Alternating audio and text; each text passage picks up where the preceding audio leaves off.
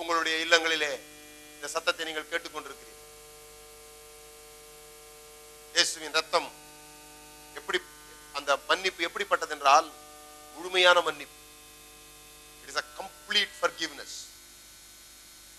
நிறைய மன்னிப்பு அறகுறையான மன்னிப்பா இருக்கிறது. சில சமயம் வேதத்துல வாசிக்கும் போது பல வகையா பலரை மன்னிச்சிருக்கிறத நம்ம பார்க்கலாம்.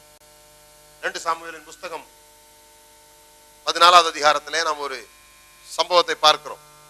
தாவீதும் அவனுடைய குமாரனாகிய அப்சலோமுடைய கதையை நாம் அதிலே பார்க்கிறோம். 2 சாமுவேல் 14வது அதிகாரத்திலே ராஜாவின் இருதயம் அப்சலோமின் மேல் இன்னும் தாங்கலாயிருக்கிறதை செருவின் குமாரன் யோவாப் கண்டு, இந்த அப்சலோமுக்கும் ராஜாவுக்கும் பிரச்சனை ஆயிடுச்சு. அதனால அவன் அந்த ராஜாவை பார்க்க முடியாதவனாக இருக்கிறான். அப்பொழுது யோவாப் சில காரியங்கள்லாம் செய்யறான். செஞ்ச பிறகு 21, அப்பொழுது ராஜா யோவாவை பார்த்து, இதோ இந்த காரியத்தை செய்கிறேன், நீ போய் அப்சலோம் என்னும் பிள்ளையாண்டானை திரும்ப அழைத்து கொண்டு வா என்றான். அப்படியே அவன் போய் திருப்பி கூட்டு வரான்.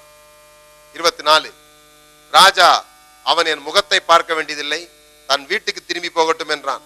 அப்படியே அப்சலோம் ராஜாவின் முகத்தை பார்க்காமல் தன் வீட்டிற்கு திரும்பி போனான். மன்னிச்சுட்டான், ஆனா முழுசா மன்னிக்கல, ஆயுதான் மன்னிச்சான். அவன் சொல்றான், மன்னிச்சுட்டேன், சரி அவன் வீட்டுக்கு அவன் போயிட்டோம், ஆனா என்ன பார்க்க கூடாது. ஆனா கிறிஸ்துவின் ரத்தம் அப்படி இல்லை. It's a full pardon, complete forgiveness. முழுமையாக மன்னிக்கப்பட்டு அப்படி ஒரு சம்பவமே நடக்காதது போல, அப்படி ஒரு குற்றமே நாம் செய்யாதது போல அதை மறந்து முழுவதுமாக அதை அழித்து போடுகிறது தான் இந்த ரத்தத்தினுடைய வல்லமை. அருமையானவர்களே, இந்த ரத்தம் எப்படிப்பட்டதென்றால் விடுதலை இலவசமாய் கிடைக்கக்கூடியது. Unconditional forgiveness. இதுல எந்த ஸ்ட்ரிங் அட்டாச்மெண்ட்டும் கிடையாது. இலவசமா வந்து பானம் பண்ணுங்கள்னு சொல்லி இருக்கிறார். சில சமயம் மன்னிப்பு இலவசமாய் கிடைப்பதில்லை. இப்படிலாம் செஞ்சா நான் மன்னிப்பேன் அப்படி சொல்லுவாங்க. இப்படியெல்லாம் இனி நடந்து கொண்டால் நான் மன்னிப்பேன். ப்ரீ கண்டிஷன்ஸ் forgiveness இருக்குது. மன்னிக்கிறோம், ஆனா இனிமே அப்படி செய்ய மாட்டோம். ஒரு தீவிரவாதியை பிடிச்சி சில சமயம் மன்னிப்பு கொடுக்குறாங்க. எப்படி மன்னிப்பு கொடுக்குறாங்க? எல்லாத்தையும் சரண்டர் பண்ணணும், இனிமே நான் இவங்களோட தொடர்பு வைத்துக் கொள்ள மாட்டேன்னு எழுதி கொடுக்கணும். இப்படிலாம் செஞ்சு மன்னிப்பு. ஆனா கிறிஸ்துவின் இடத்துல இருந்து இருக்கிற மன்னிப்பு இருக்கு பாருங்க, unconditional forgiveness. It's a free and unconditional forgiveness. If அதுல சேர்க்கப்படல, இப்படி நடந்து கொண்டால் என்று அதுல சேர்க்கப்படல. 1 ராஜாக்கள் புஸ்தகம் 1வது அதிகாரம் 52வது வசனத்திலே சாலமோன் அதோனியாவை மன்னிக்கிற விஷயத்தை நாம் பார்க்கிறோம். அப்பொழுது சாலமோன் 51 வாசிக்கிறேன்.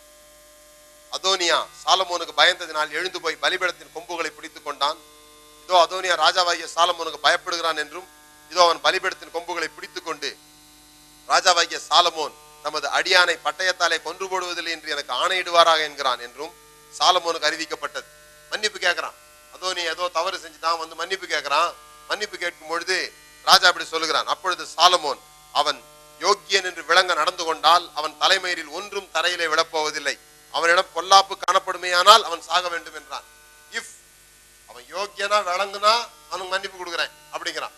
ஆனா அப்படிப்பட்ட மன்னிப்பு கிறிஸ்துவின் ரத்தத்தினால உண்டாகிற மன்னிப்பு அப்படிப்பட்ட மன்னிப்பு இல்லை. அருமையானவர்களே, அங்க சொல்லப்பட்டிருக்கிறது, இலவசமாய் வந்து பெற்றுக்கொள்ளுங்கள். வெளிப்படுத்தின விசேஷம் 22வது அதிகாரம் 17வது வசனத்துல நான் உங்களுக்கு வாசித்து காண்பிக்கிறேன். வெளிப்படுத்தல் 22:17. ஆவியும் மனவாட்டியும் வா என்கிறார்கள், கேட்கிறவன் வா என்பானாக, தாகம் இருக்கிறவன் வரக்கடவன், விருப்பம் உள்ளவன் ஜீவ தண்ணீரை இலவசமாய் வாங்கிக் கொள்ள கடவன். It is a free gift. The forgiveness இப்படி நடந்து கொண்டால் தான் நன்று அல்ல, எந்த இஃப் கண்டிஷன்ஸும் அதுல இல்லாம இப்படி இருக்குமானால் இப்படி செய்வாயானால் என்று சொல்லாமல் இருக்கிறது இந்த மன்னிப்பு. அது மாத்திரமல்ல, இது வாங்கப்பட்ட மன்னிப்பு அல்ல, கொடுக்கப்படுகிற மன்னிப்பு. கேட்டு வாங்கப்பட்டு, நான் போய் கேட்டதனால அவரை மன்னிக்கல, அவர் முதலாவது எனக்கு மன்னிப்பை கொடுத்து விட்டார். அது மாத்திரமல்ல, இந்த மன்னிப்பு பிரசன்ட் forgiveness, இப்பொழுது இருக்கிற மன்னிப்பு. ரத்தத்தினாலே நமக்கு பாவ மன்னிப்பாகிய மீட்பு உண்டாகி இருக்கிறது. மன்னிப்பு கேட்டு 10 நாள் கழிச்சு இல்ல.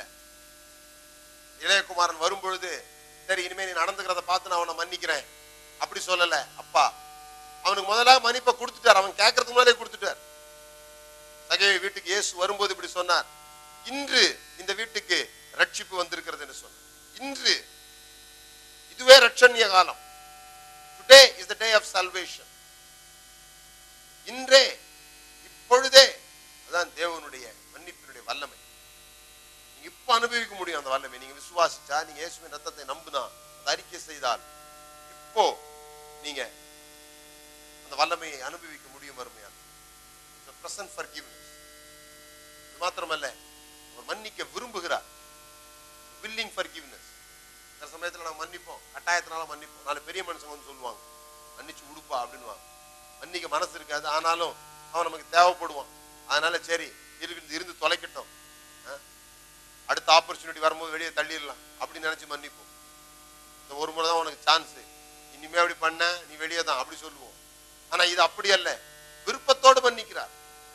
அவர் மன்னிக்கிற தயையுடையவராயிருக்கிறார், மன்னிக்கிறதுல ஐஸ்வர்யம் உடையவராயிருக்கிறார். சங்கீதம் 86:5 அப்படி சொல்லுகிறது. அவர் மன்னிக்கிற தயையுடையவர். சங்கீதம் 86